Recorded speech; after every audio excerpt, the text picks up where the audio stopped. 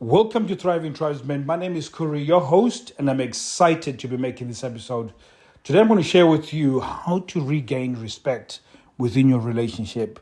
A lot of you guys, the reason why your wife won't have sex with you is because she doesn't respect you. And a lot of the reasons why is because when it comes to respect, you've heard this so many times, you earn it. Now, it's such a good statement, but nobody tells you how do you actually earn respect.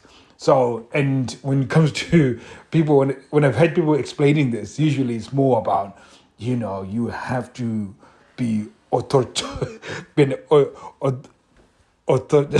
trying to pronounce this word and I'm struggling, but you have to show a sense of authority. You have to show a sense of boisterous and be a leader, and that's not how you gain respect. A lot of gaining of respect starts off with you. So how you look at yourself becomes more important than how people look at you. So, for example, what I'm trying to say over here is that you have to have a lot of self-respect. And when you do have that self-respect, it allows you to dictate how people are going to interact with you because of how you respect yourself. So if you could lack self-respect, it means that you lower the bar on how people will treat you, and therefore they will treat you like a piece of shit if you think you're a piece of shit. So when it comes to then how do I then see myself in a way that I can show myself self-respect, is that, again, it becomes more important to understand how do I conduct myself when people are watching and when people are not watching. And that's where that self-respect is built. And I was thinking about this because normally on a Wednesday I go and play golf. And I play golf because it's low impact, but I still remain active, and I go outdoors, get fresh air and so on. And although today was really windy, it took me about a good 30 minutes before I actually decided to go, because I was really thinking about not going at all. But I thought, if I don't go today, I want to, again, self-respect thing, because it's like, for many of you guys, you probably know this. And the reason why you lack self-respect is because one day you told yourself, I'm going to start going to the gym. And you told yourself you're going to go to the gym on a Monday, and today is Wednesday, and you still haven't gone to the gym. That is you not respecting yourself. And that's you then being a good indicator for, especially if you tell your wife that, I'm going to the gym from now on, and then she sees you on a Wednesday still not going to the gym, she would then still not trust you. And this is one example, and I'm saying this example because I'm guilty of this one. So I'm not saying to point fingers. So don't look. I'm saying from experience. So I've done this one before. I'm going to set my diet on Monday. Watch this. I'm going to be losing weight, and no, I don't do anything. So when you don't respect yourself, then it lowers the bar on how people are going to treat you, because you don't treat yourself really well. I was thinking about this while I was playing golf, because I had this scorecard and I had to use integrity, that even though nobody's watching, but I was by myself. So every shot I have to write it down, and I could lie and say I had hole in one on every hole.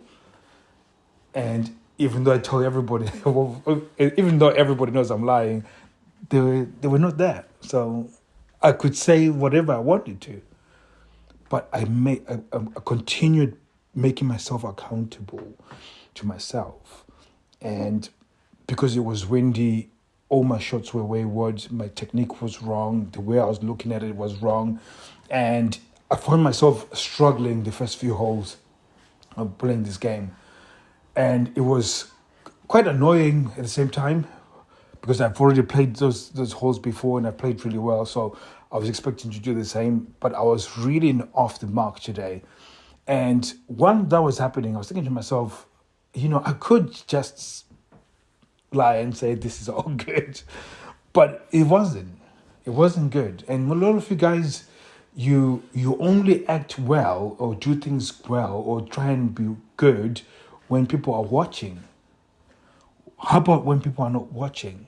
So out of respect for myself, I I wrote the right score.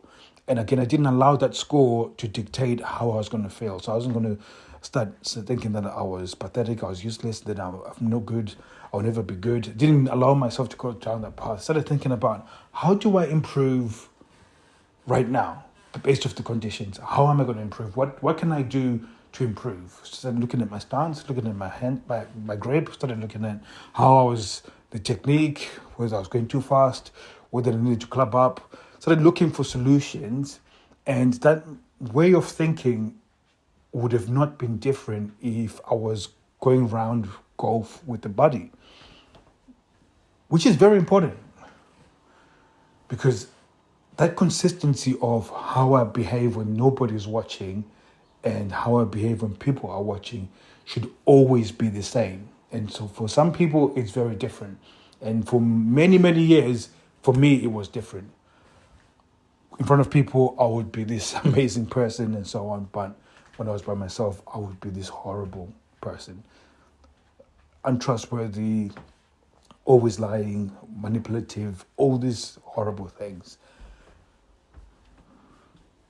And I'm saying this because some of you guys are in that. And one of the things that started getting respect from my wife was that I started being really consistent on the things that I say. Babe, I'm going to go to the gym. I'll be hitting the gym.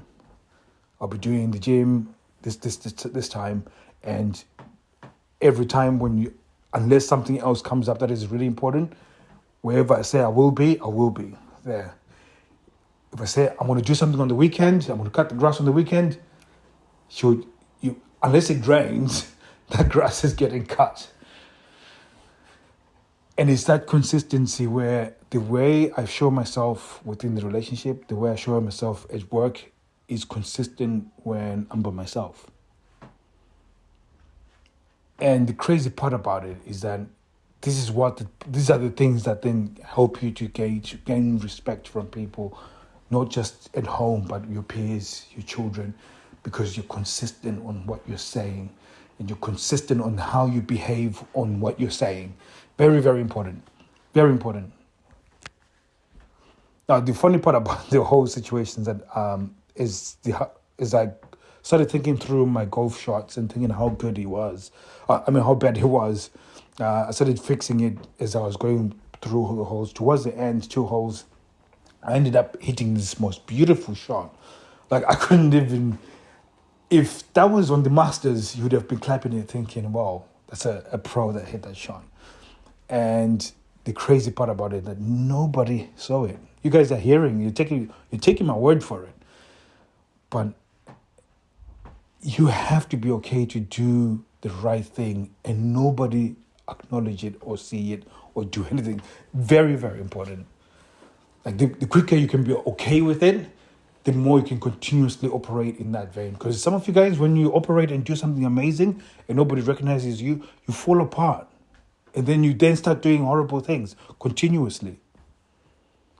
So you have to be consistent on how you act and be okay that when you do act well and nobody says, well done, you still continue doing the right thing. That your acts are not dictated by somebody else affirming or validating what you're doing.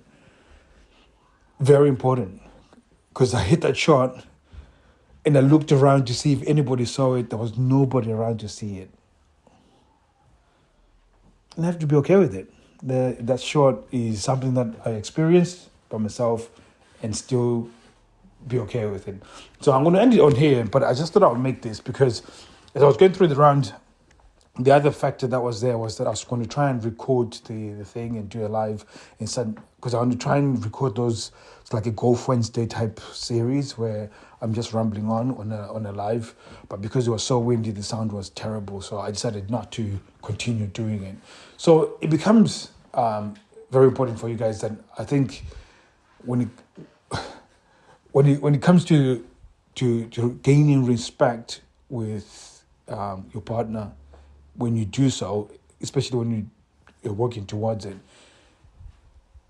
you just don't look for validation, don't look for anything else. You just continue doing the same thing or in fact, doing the right thing continuously without expecting any accolades or any thank you or any appreciation. You should be prepared to do so. And when you do so, I can guarantee you're going to win massively, consistently. 2 weeks ago, my wife told me, I really appreciate what you do for us. It felt amazing when she said it. And I had to pull myself back and say, you don't do it for her to appreciate you. It was nice that she mentioned it. Absolutely. I mean, I was over the moon when she did. But I had to pull myself back and say, you don't do it for this. You do it because this is your job. And my reaction, which was a delayed reaction, by the way, was that I'm the happiest when I'm serving the family. So no need for thanks. And that's how I approach it. And again, I'm saying this because I think a lot of you guys are suffering within a sexless relationship, and you actually are going out of your fucking mind. Oh God, I swore. I was supposed to swear on YouTube. You're going up absolutely nuts because all of a sudden you find yourself doing the best that you can and not getting any results, or at least getting any appreciation or any way in any situation. So again, I'm going to knock it on the head here. I've said all I needed to say. Hopefully you guys are having a very good week. And I took down yesterday's episode. It was an offer for people to come on board. Unfortunately, nobody did. Out of 300 people that listened, which is insane. But I took it down because that was a lifetime, an opportunity of a lifetime that hopefully none of you guys get to regret. But if situations pan out the way we are planning to go, it might be one of those things that you might actually regret, unfortunately. But that's closed now. It's not going to happen. That's closed. So thank you very much, guys. I'll be seeing you guys soon. Take care.